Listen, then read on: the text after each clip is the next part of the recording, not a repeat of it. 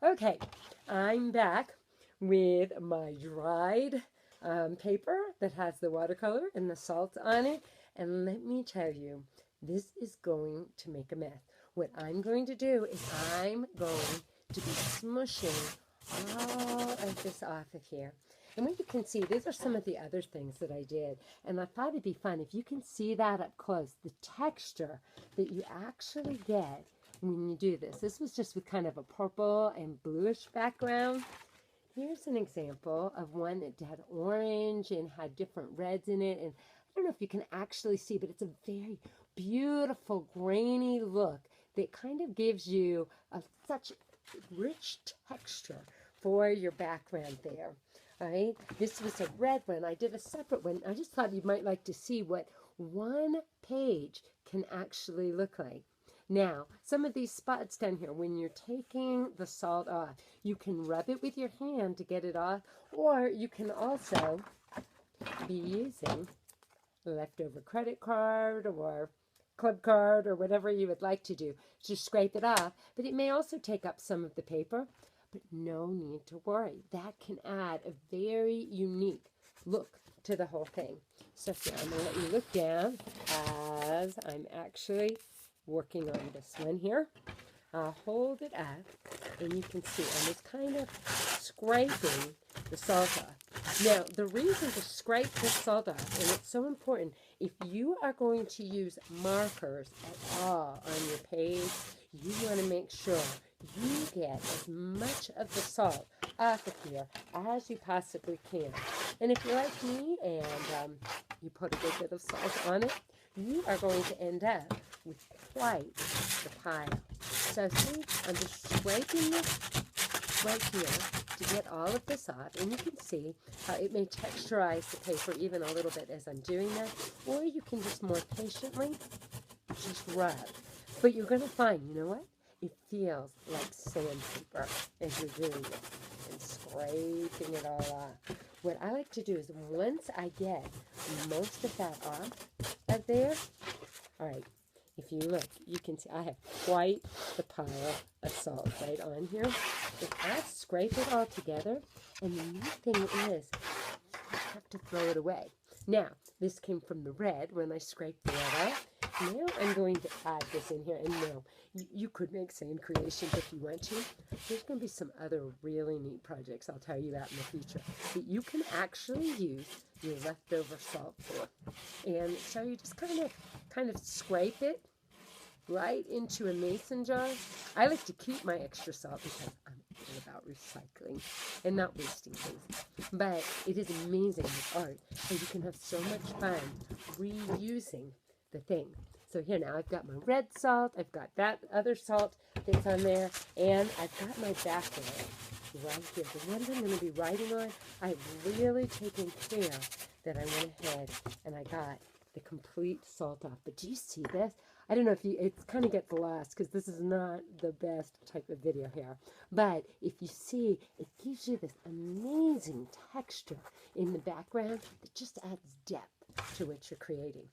Now, what's fun, remember how in the last video I said you can create more than one. And what I'm going to do with this more than one is I'm actually going to take it and I'm going to tear it into pieces. And the reason I'm going to do that is I'm going to be using it for part of what I am going to be creating here. So what I'm doing is I'm taking this right now and I'm just tearing it into smaller pieces here to be used a little bit later. That's one of the things I love about creating background pieces is you can really not only use them for your background, but you can use them for part of your creation later on. Now, as I'm sitting here and doing this, I was sitting here processing and that idea of God's steadfast love.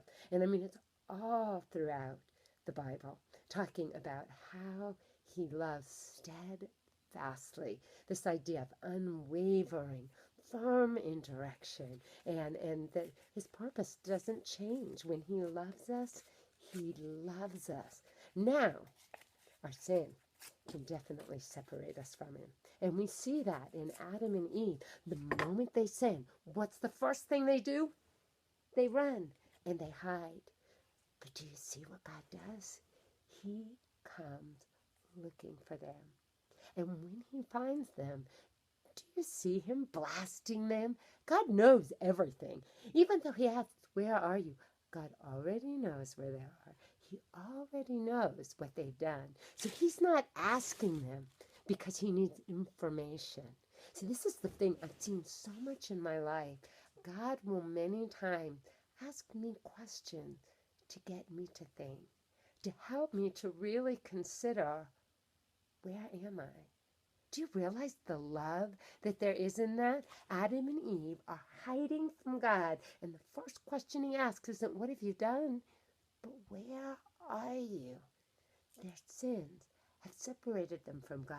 They've made them want to hide, And I think that's one of the things the enemy so wants us to do, that when we blow it, he wants us to believe that God is a God of wrath and he's angry at our sin and he's ready to blast us because of it. But instead we see this picture of God coming and saying, where are you? And asking that, giving them an opportunity to recognize where they place themselves in relation to him. Then he asks another question. What is this you've done? Have you eaten from the tree I told you not to eat? And then, what do we see Adam doing? Okay, as if it's not enough to blatantly disobey God and take the fruit and eat the fruit, he starts blaming Eve. It was that woman you gave me. So really, he's not just blaming her. He's blaming God because, God, you gave her to me. Oh my goodness, do you see how even relationships are broken between man and wife when this has happened here? It's just heartbreaking to see. And yet God is taking the initiative, coming to them, seeking to ask them questions, to get them to consider, where are you? What have you done? Do you see the love that is in that? God did not have to do that. God could have just said, I know what you've done. Off with you. Death, boom, you're gone. But we don't see God doing that. And I think that's so important for us to realize that this is a picture of God's steadfast love. He created them. He had fashioned them. It's almost like I could never imagine my son doing anything that would make me stop loving him. But I'm an imperfect human being. And yet, I know, even when my son does things that hurt me, when he blatantly disregards what I tell him to do, or does what I tell him not to do, I love him. He's my son. And yet Satan wants to get us thinking, God is someone we need to run and hide from, instead of he's exactly who we need to run to, because he is not only an amazing creator, but he's an amazing redeemer. And I guess for me, as I was reading through Genesis 3 this time, I wanted to think about this. And I was just thinking about how I would feel if I had spent 7 days creating my life work, this amazing creation, and then somebody destroyed it all. Because it wasn't even just Adam and Eve that happened to.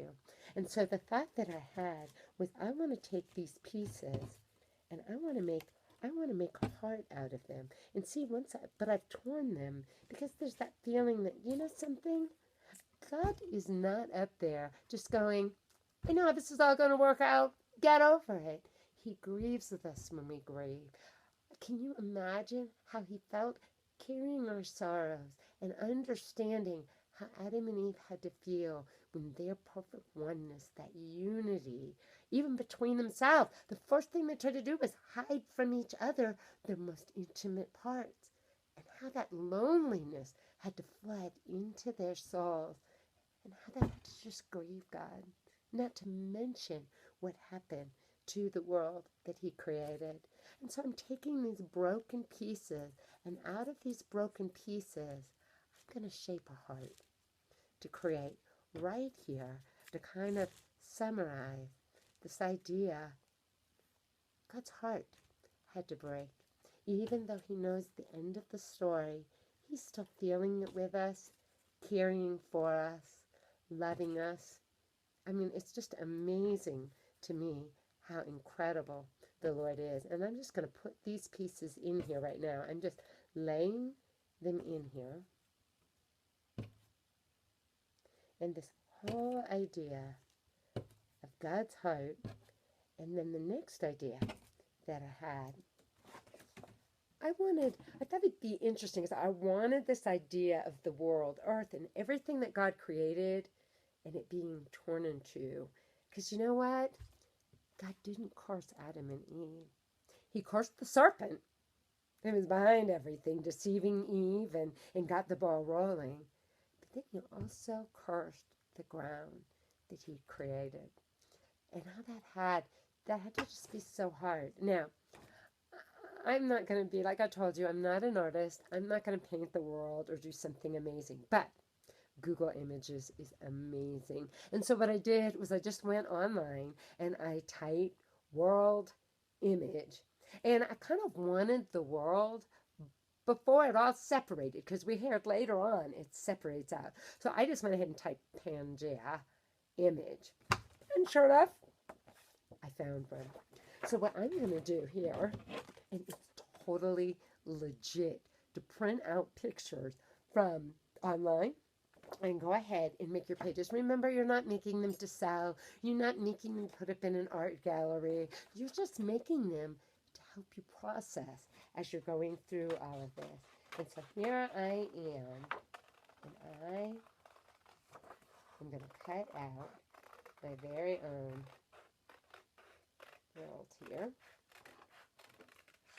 with Pangea, where we have all of everything's all together in this one.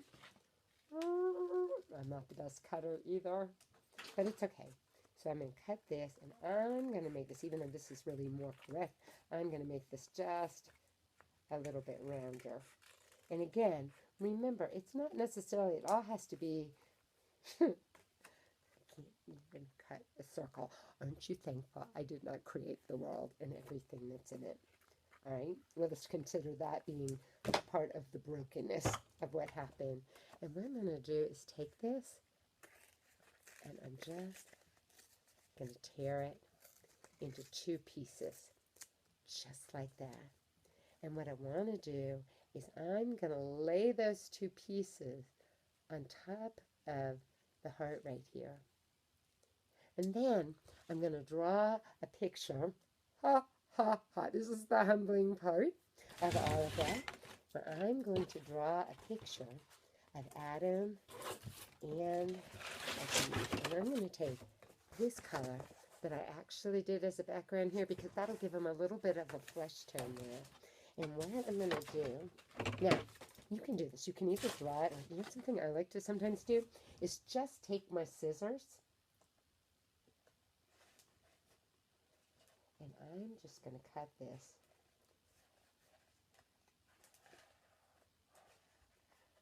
As somebody laying right here.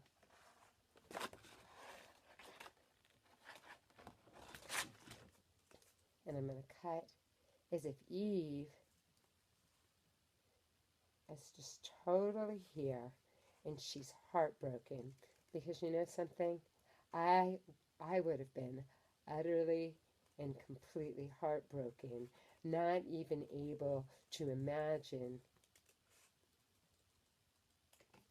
the separation that's happened between my husband and me. That may not look exactly like Eve, but you know what? We'll do this good. So I'm doing Eve over here on one side, and then what I'm going to do is I'm actually going, and I'm going to keep them right about the same size, so I'm going to cut them right like this. And then I'm going to actually draw Adam as if he's sitting here, and he's like, what in the world have we done? And he's leaning down, and he cannot, for the life of him, imagine what's come about as a result of the sin that he's just committed here, disobeying God. And he realizes this, and he's sitting there, and he's got his head in his hands too. And you know something? I just cut him backwards. I meant to cut him the opposite way. But this is really cool. When you make a mistake of something like that, then the neatest thing is you can just take it and you can just cut around to the opposite side. And see, again, I'm still just using this. And what I love is if you don't want to cut people, just like I'm cutting people, I kind of like doing it because I never know exactly what they may end up looking like. Got the little bottom sticking up in the air here. But what I love doing it, it's just kind of fun. But you don't have to do that. You could actually Google image, man or a woman in despair. I mean, it is amazing how many images there are online. And you could print those out and actually cut them out and then superimpose them on top of your printed pages. And then here we go.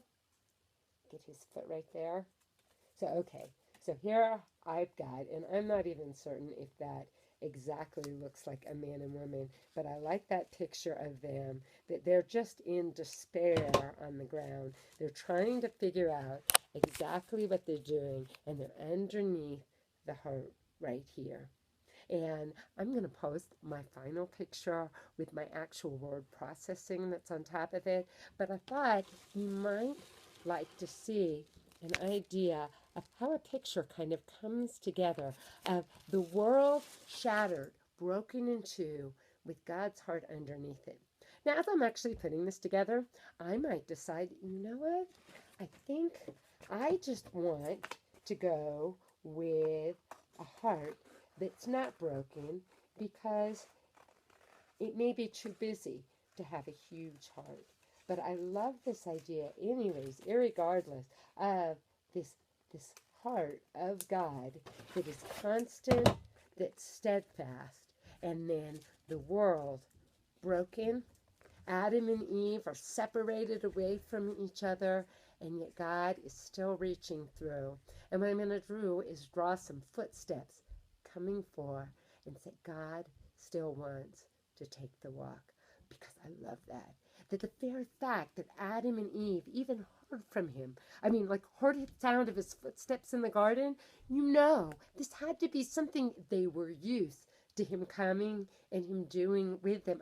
Who recognizes the sound of footsteps coming or the sound of somebody walking? Really, unless it's something you do on a regular basis and to realize even when Adam and Eve have blown it big time, God still shows up to take the walk. Oh, may you have an amazing time as you process this whole picture of God's love. Ask Him even to give you your own unique picture. And as you create, be asking God, give me power to grasp even more the incredible dimensions of your love so I can know your love that surpasses knowledge and be filled to the measure of all the fullness of you.